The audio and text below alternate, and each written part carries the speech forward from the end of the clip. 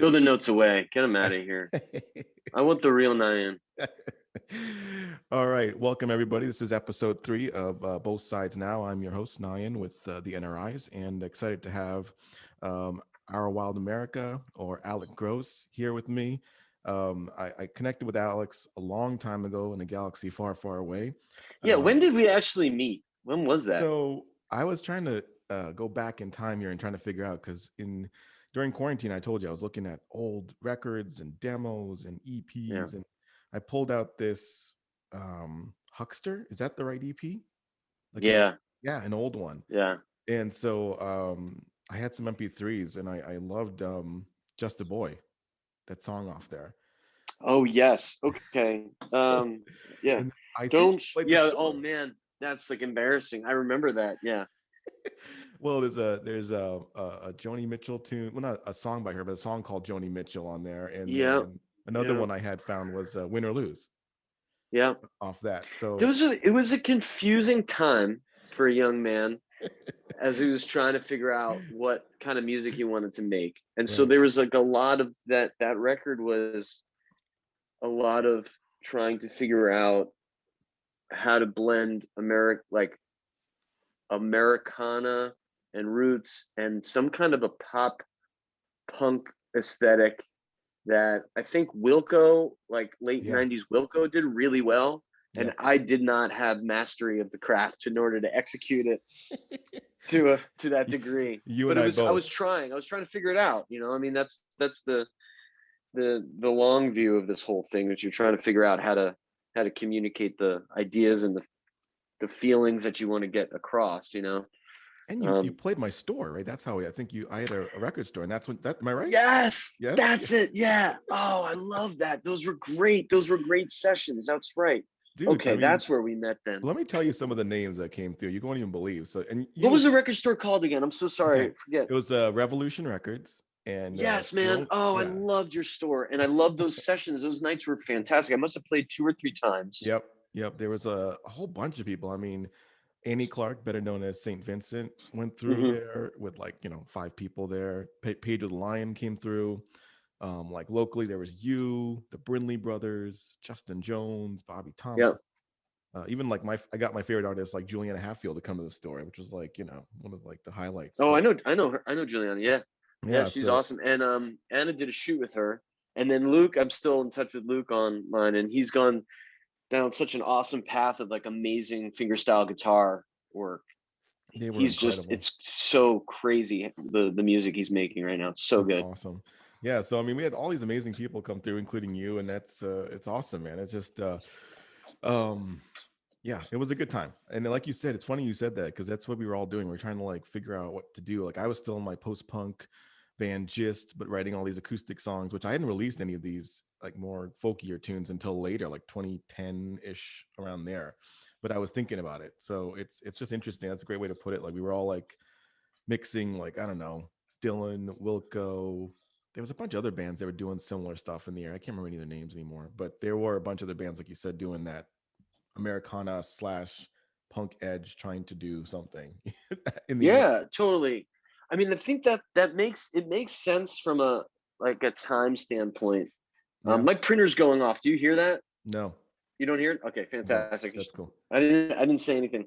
Yeah, no, but like that, I think that is when you look back at it, um, that is the right time for that kind of exploration, right? So you're coming out of the 90s, Hmm. and we were in, that was DC world, and like trying to blend punk and roots, I guess had been being done, but to do that in that space was like the right time to be exploring that. So Yeah.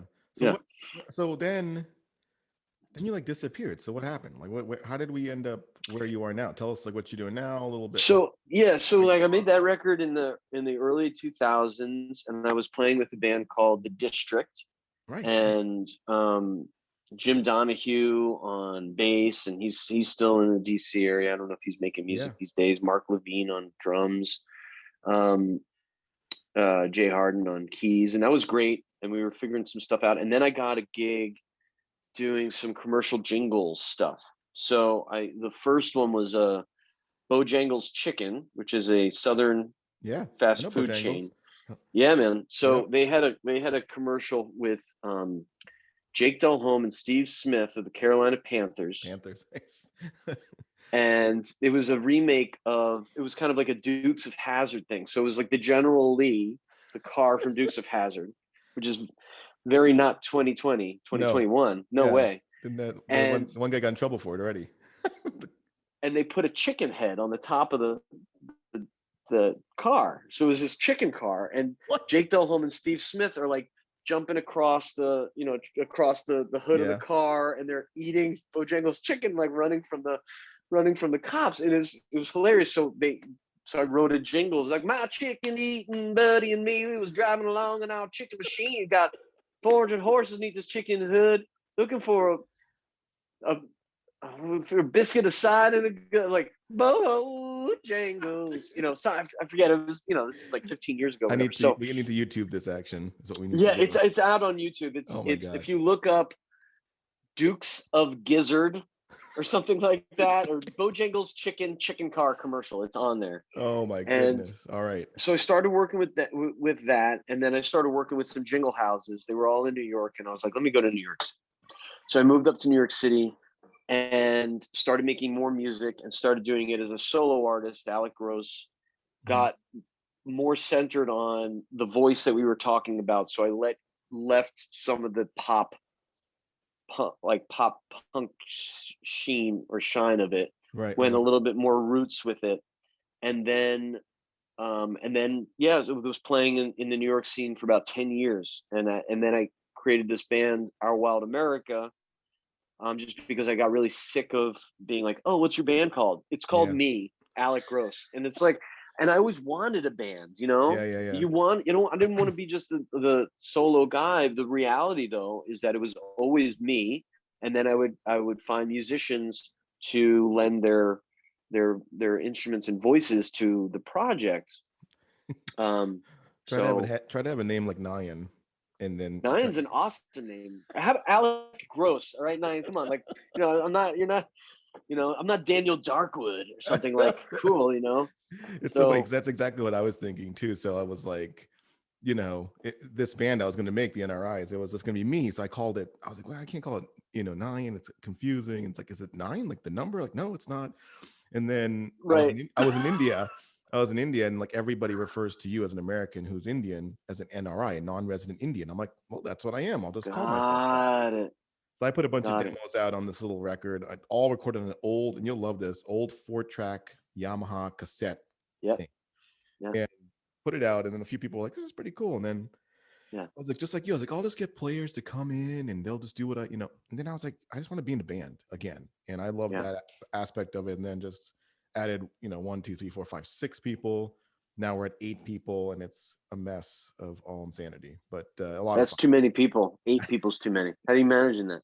Is that where the accordion and the saxophone are coming in? Yeah, we got all kinds of craziness. It's like everything in the kitchen sink. And I was, I enjoy it after being in a 3-piece, 4-piece rock band for most of my life. And it's just fun to have all those toys at your disposal, So yeah, that's kind of what, but that's great. And you're now on the West Coast?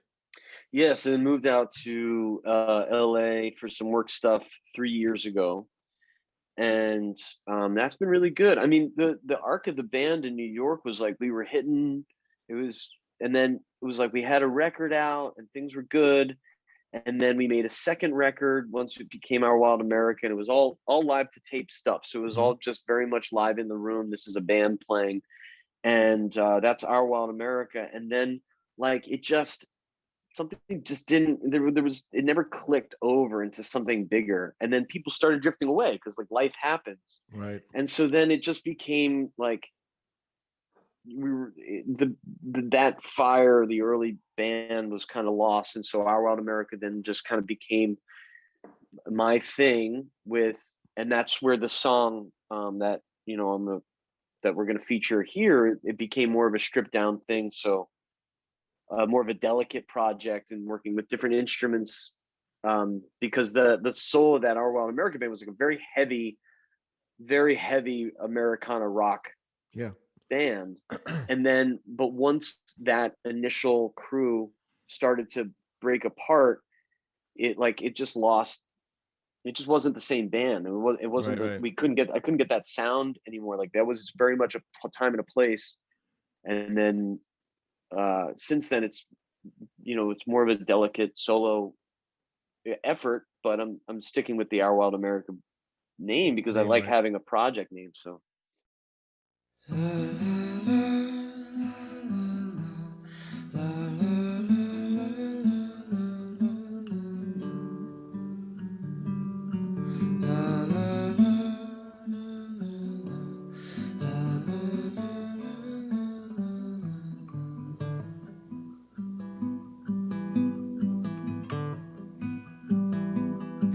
In a world beyond the peaks, this is how I fall in love with you. Beneath an endless sea of leaves, this is how I fall in love with you.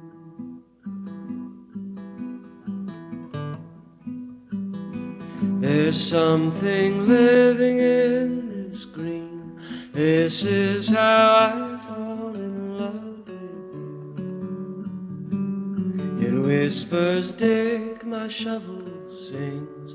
This is how I fall in love with you.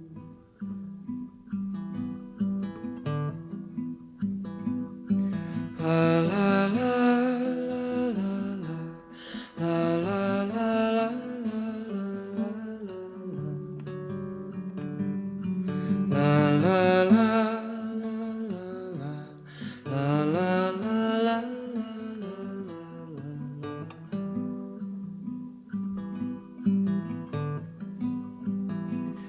And where I dig deep. This is how I fall in love with you. Beneath the roots, beneath the trees. This is how I fall in love with you.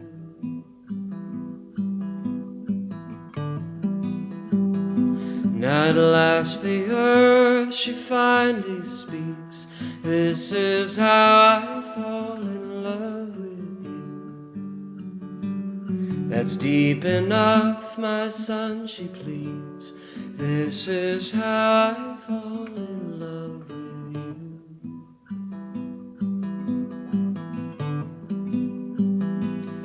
La la la la la la la la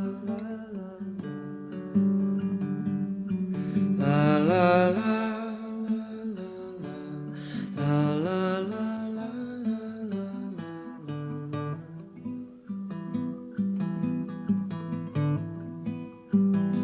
And so I climb the wall so steep.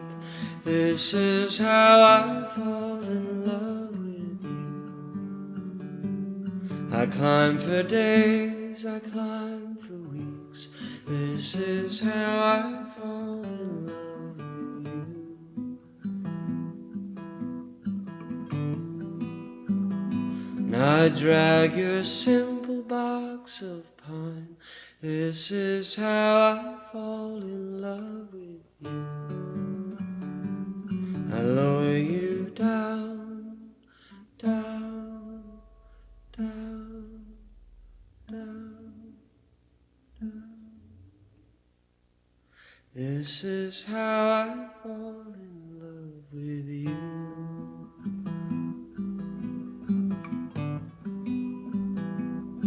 La la la la la la la la la la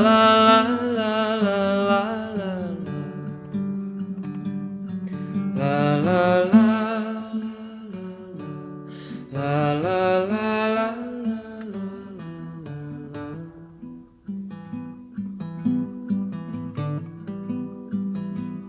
the way the earth drinks the rain. This is how I fall in love with you. I swallow every drop I can. This is how I fall in love with you. so This is how I play got guitar, the- by the way. I'll tell you one. It's funny every time I say that in these things, the same that all three people are like, I'll just do this. It's like a cut, you know, like Is that what everybody yeah, does? it's like a cut. So I know when to edit. I'm like, there it is. Good edit. Okay. All right, man. We're back. So dude, the That was song awesome, yeah, right? Crushed it. it was awesome. Knocked it out of the You're park. like a flash. You just change your clothes, came back. It's awesome. But dude, I really like the stuff you're putting out is just amazing, and I'm just loving it. Thanks, Like, man. you know, I saw the first video, and it was like my life, the one with your child and in the kitchen, you're making, you know, like the middle class blues or something, right? Yeah. Yeah, desperate middle class blues. And I just Yep. I was like, he is shown my life right now. It's it's great. And just, you know, I love your storytelling. And you know what we were talking about earlier about being at the store. Like I saw a lot of singers come through, and the style of singing that I like is very much what you do. It's like this melodic, soulful thing, and it's the folkier, slower numbers, like the one I referred to, Just a Boy, really pull out that side of you, and it's like it's awesome. It's like there's a darkness. You know, you seem like a happy-go-lucky guy, but then there's like this, like that song, Something Living in the Green.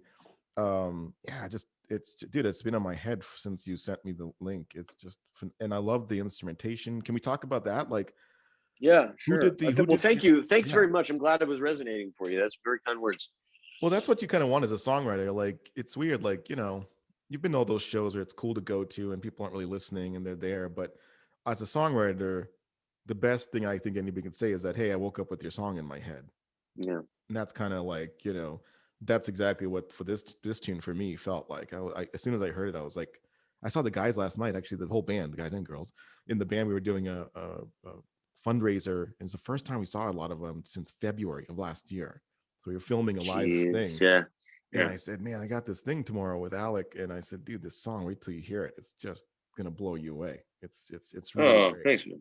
So talk me a little bit about, you know, where it was recorded, who tracked it, who's playing on it, all that stuff. Who does the string arrangement? The string arrangement is fantastic. So Ward Williams, who's phenomenal multi-instrumentalist, he plays one of those instrumental instruments is the cello. So I met him. He was playing with Francis Cohn and Danica Dora, and Ward is from a band called Jump Little Children, which is a pretty well-known band. They're awesome. I think they're out in North Carolina. And so he, you know, let's see. So I saw him playing cello with my friend Danica Dora, who's in Nashville now.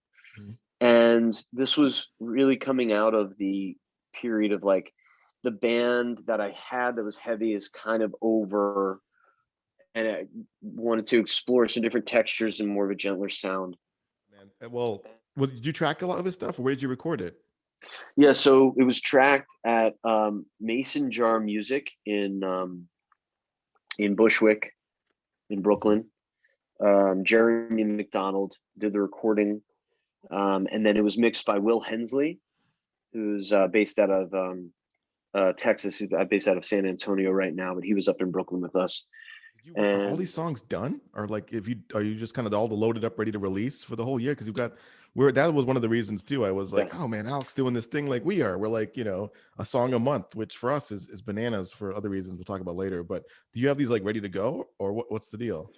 Yeah, that's a great question. So a number of these. So this track was cut in 2017. It wasn't mixed until this year. Like I said, I moved to LA. Like life kind of happened, so there was a big gap. And also when I finished tracking a bunch of these songs, it didn't sound good to me. It sounded like I missed it, like I didn't get the songs right. That's always the feeling, isn't it? I feel like that's always the feeling. I'm like, oh damn, this isn't. I don't know, I mean, for some of the other records it was so neat. It was like, yeah, we're crushing it in the room, but this was very much recorded carefully, like let's get the strings now. I mean, the strings were done live, but you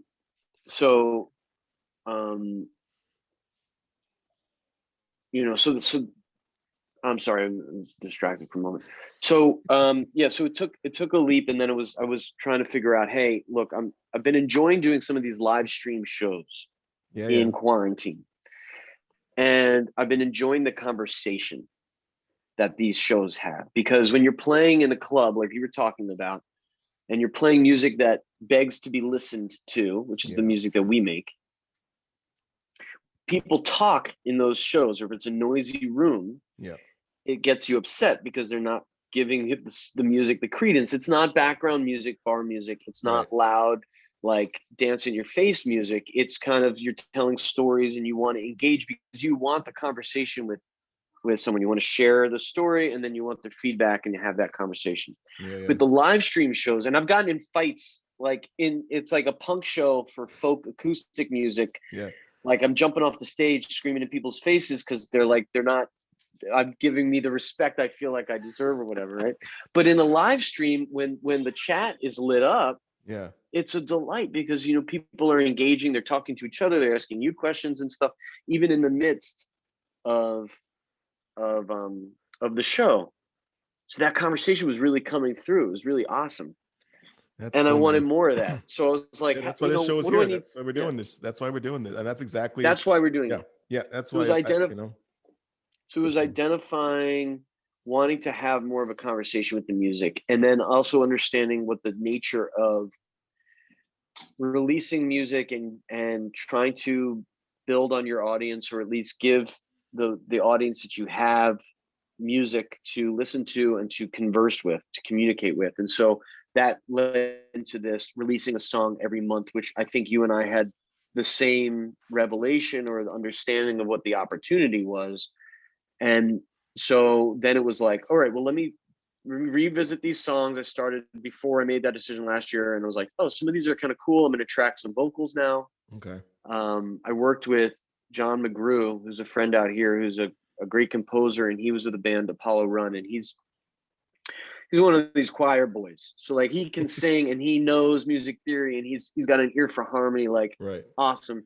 And so I asked him to help like direct the vocal recording. So he recorded all the vocals so he could help me with the harmony stuff.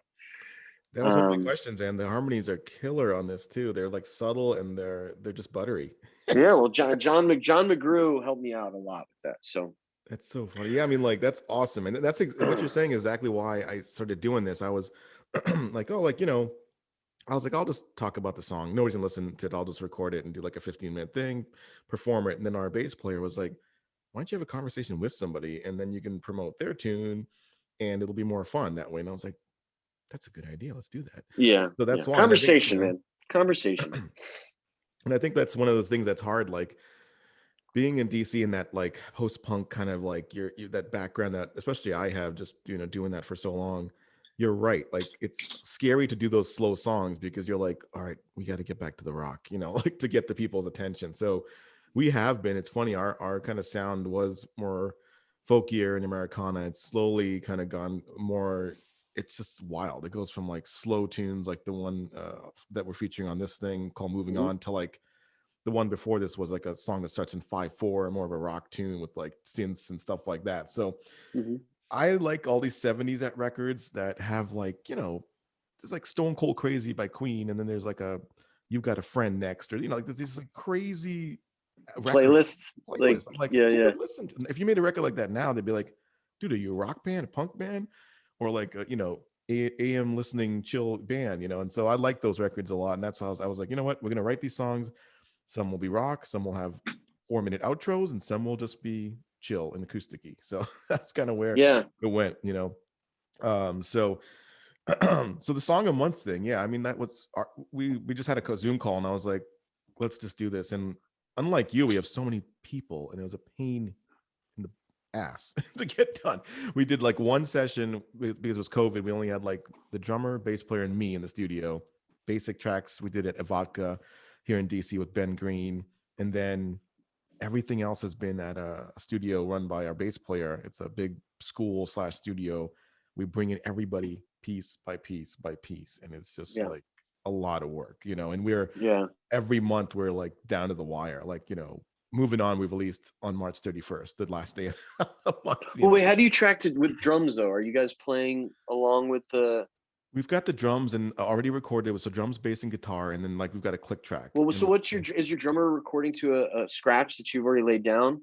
No, we recorded all of us together in a room. So that Okay. was the Yeah, one, yeah, yeah. that was the one like Yeah. lucky thing. We kind of like, masked up and did all the best that we could, and just went in, and we were like, in separate corners, and it was crazy, but we got it done, and we got 7 tunes done in one day, and now it's just those are loaded up, ready to go. But in a sense, they're not really. Every week we're tracking new people for new parts and trying to get the mix done, Finishing it up. Yeah, yeah. finishing it up. So Yeah. So I have a stockpile of music, and I've just nice. been going back through stuff. So like I to space it out. Some of these things are home recordings on tape on this tape machine I have, a great reel to reel. Some of it's Yeah. stuff that I've been recording. So I don't feel I'm not so much under the gun to like get the tracks done to meet that deadline, which is a delight. And I wish I could share that cushion with you. I know. And yours, like, I love the artwork, the photograph. That's your wife, right? You were saying? Yeah, Anna Azarov. Dude, you just got She's the luck there. I yeah. mean, like, we're like, it's just like this fool's got these amazing pics, and they're like, each cover, man, is like Yeah. phenomenal. Well, she's mega talented. For anyone listening, please do check out annaazarov.com. It's amazing. I Yeah, checked it and out. she's really helped me. Like that was always missing. I never really fully got the visual aspect or of how to communicate the song in a visual way, and she's inspired me to kind of do that. She's pushed me to do everything in my life. Like I would still be wherever I was 10 years ago, doing whatever I was doing 10 years ago. So I'm fortunate for that. But she also pushed me to do this, release a song every month, get it out, because I've been writing all this stuff and I've been Cool. working on it and recording it, but I hadn't been releasing it. Mhm. I just didn't know what to do with it, right? Yeah, exactly. Yeah. And just making the decision, let's put something out month by month. It gives you, even though you're slammed to get it all done, Right. it's exciting, right? Totally awesome. Yeah, we're Yeah. loving it. It's that was a whole discussion. Like, okay, one, does anybody care? And it's two, you're like, whatever. This is what we do. We write songs, and I want to put them out. So, I almost kind of folded the band up a few years ago, and then we had the Black Cat here in DC. Yeah. They were closing the closing the backstage down. Sorry, one second. Can you close the door? So they were closing the backstage down, and they were like, "Oh, you guys have played here like a million times." Like they were like basically Nayan, between Gist and the NRIs, you might have the record of most times played at the Black Cat. So we got to have the NRIs play. And so we played. I didn't have a drummer. Our drummer was about to leave or something. And so I got another friend of ours to play drums. Our bass player left town. Our violin player was leaving town. I was like, all right, this is it. But having the new bass player and the new drummer, who were both, you know what it was? They were organized. I could like send them a demo. They'd send me stuff back, and they were really organized. I was like, okay, with these two guys on board, I can like get stuff done. I can send them a demo, they can send me bass tracks, they can send me drums. And then during the pandemic, we've been stockpiling tons of demos. I just send them something, and so we're ready. And so I'm feeling much better. And I'm what else am I gonna do, right? Like I like writing songs, so it's been really exciting. So this particular tune we just released. It's an interesting tune. Like I just got fired from a job I was with for a quarter of my life, 10 years. And it was just like a bad situation of like, I hate you and you hate me.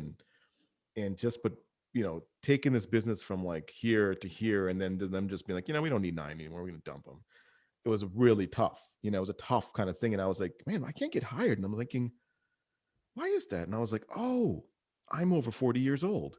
I was like, who the hell wants to hire, somebody's over 40? It took like a long time. And then the song just simply, that's scary, man. That's scary. It was a weird time. And I just kind of put, do you have a new job now? Yeah. Everything. I mean, it worked out like as usual, like life, what I really didn't like about what we were doing it was in music education, and we were trying to like make everything like McDonald's, like a franchise and cookie cutter. Yeah. And franchise it out. Yeah. Franchise. It wasn't like, but you talk to someone at the bank, they told you, yeah, you should franchise this. Yeah. And take out a loan. Yeah. So they like, it was a big corporation that was in charge, and the usual corporate stuff. I mean, it's just all like, it wasn't about the kids anymore. I don't think it really wasn't about helping other people. It was just more about selling. And then, I didn't agree with that. So all in all, what ends up happening is I work with a nonprofit education think tank in DC that's looking to revamp this 100-year-old education model. And it's just like, everything I love to do. It's in operations, so I do most of the nerdy ops stuff, which that's what I love to do, and it's with something I really believe in. So it just all worked out. But in between, Unbelievable! unbelievable, right? Congratulations, man. I know. How long between getting let go and the new Oh, gig did? it was like And six were to you 9 flipping out? months. I mean, Jeez. you know, you got kids, you got mortgage, you got a wife, you got, you know, all this stuff. So it's like, Is your you wife know, work? Was she yeah, working? she was working. She like got us through. I mean, thank God for her. We, you know, I don't know what the hell we would have Totally. done. I mean, it was funny because after 10 years, they, you know, at the meeting, they were like, we're going to give you, you know, a couple weeks of severance. And I was like, I've been here 10 years. They're like, well, we don't have to give you anything. And just hearing that after being so big in this thing, you know, this corporation, helping them come from like nothing, was like, man, you are expendable. You know, you're Yeah. totally, and you know, the amount of people that I used to work with that never called me, never like said, hey, you doing okay? Nothing. So you kind of realize who your real friends are, and you know who's important in your life and who cares, you know. And that really came through in the song, right? You know, the line about the hands against the glass, Yeah. right? And well, there was a line about the million microphones. Yeah, that's perfect. That's my So favorite line. what was that in reference to? That's Lies are great. heard of a million microphones. Is that Yeah, it's the like line? your lies are heard over 1,000 microphones. That's I'm great. sorry, 1,000 Yeah. microphones. Okay, yeah. I couldn't fit any syllables in. That's killer. You pulled that line out because that's the most important line of the whole song. I don't wanna be where I've been, so I'm moving on. I got no one to turn to, no friends, so I'm moving on. My hands pressed on the glass with no way to pass. My hands pressed on the glass with no way to pass. No way. I might have been pushed. I might have been tough. You soon may look for me, but I'll be gone.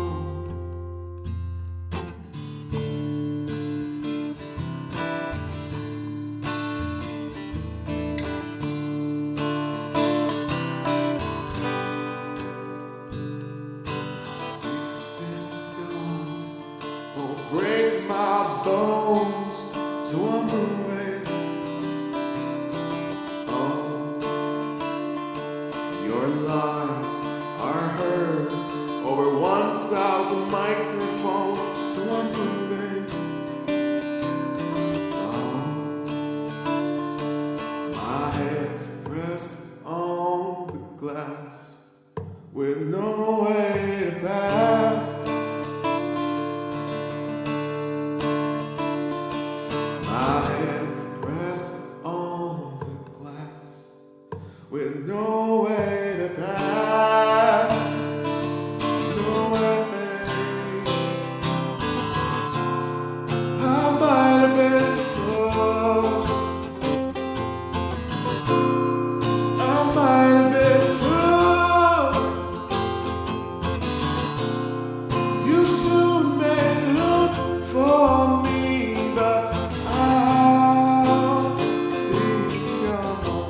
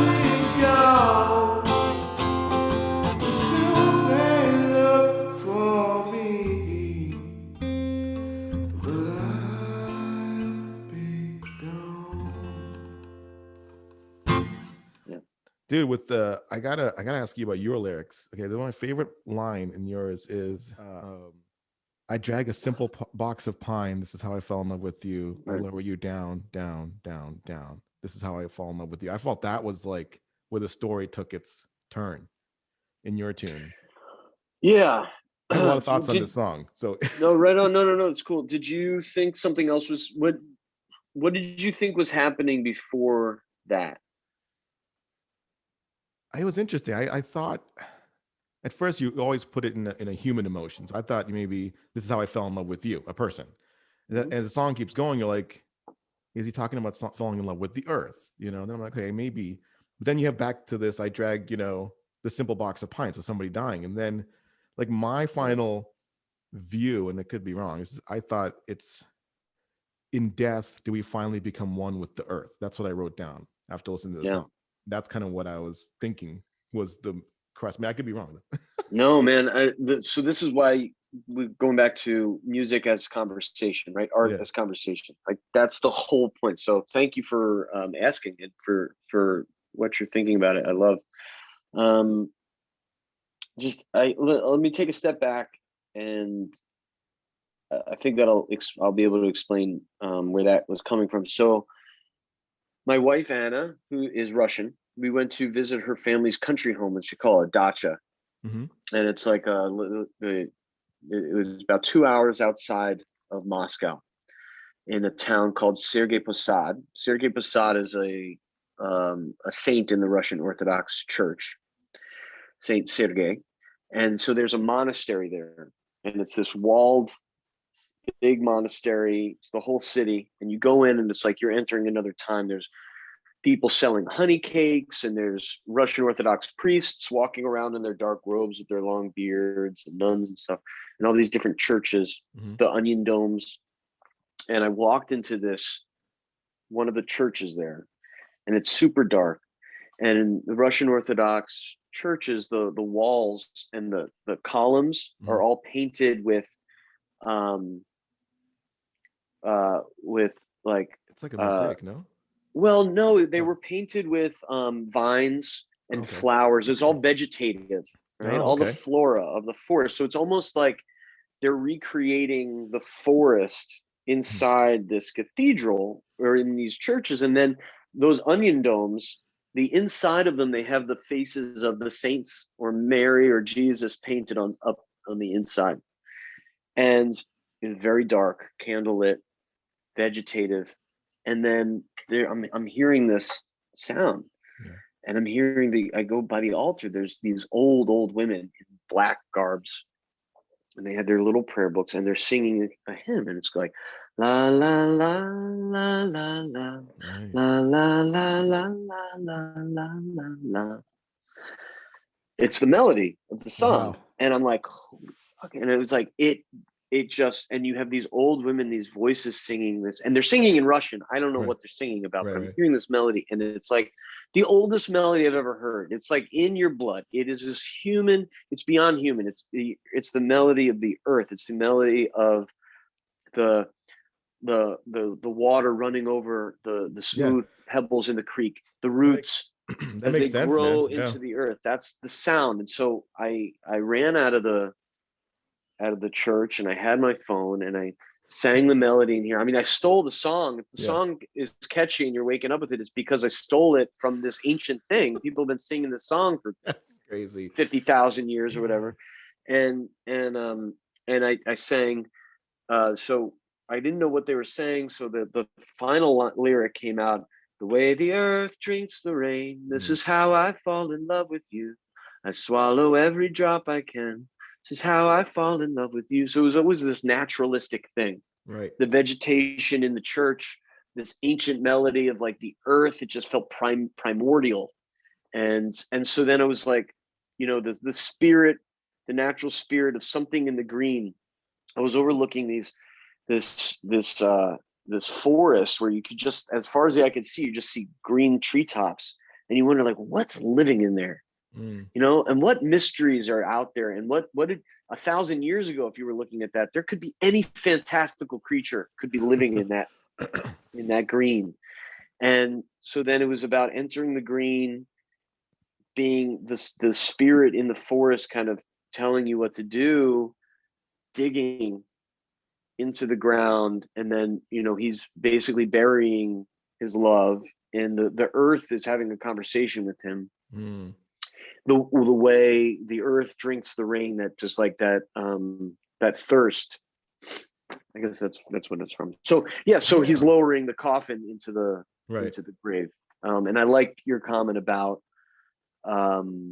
rejoining the earth, becoming a part of the earth again.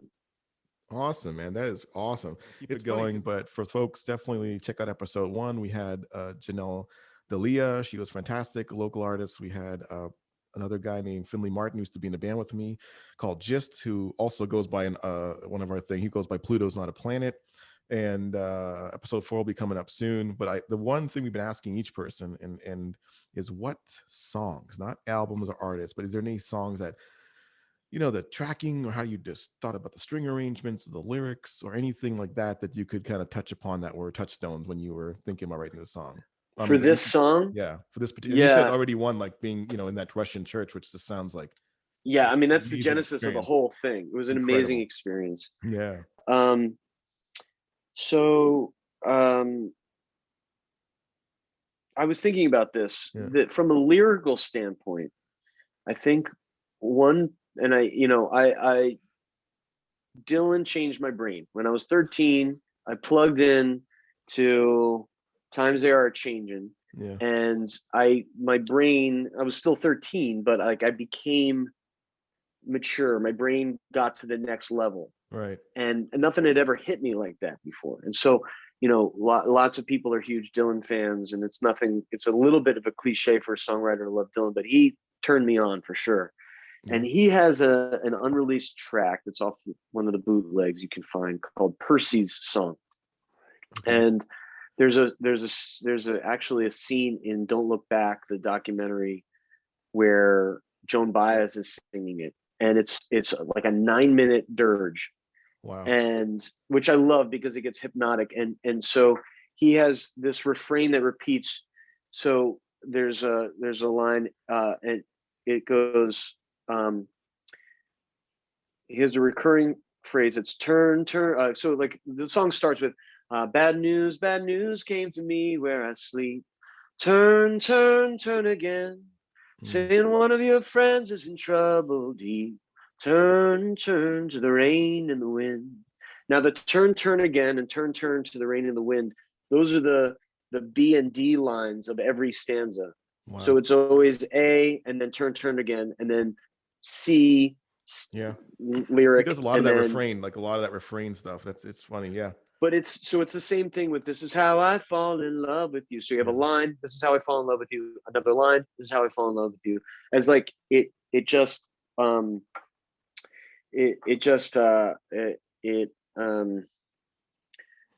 puts a stake in all the ideas. So it's all connected by this thread, and it's, I hope, hypnotic enough and not boring enough to repeat it. So I would say that song, Percy's Song, which is an unreleased Dylan song, which you can find, which is great,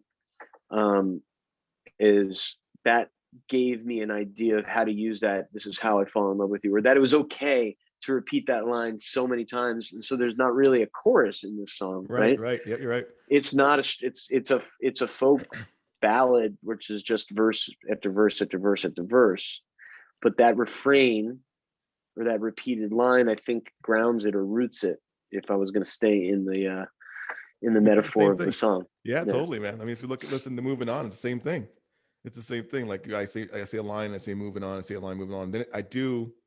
But the glass, that is kind of that's kind of like the pre-chorus, and yeah, it's kind of like it's obviously, again, same kind of like and totally one of the songs I picked was Dylan too. I was just thinking, the song that came to mind for me was Blood in My Eye.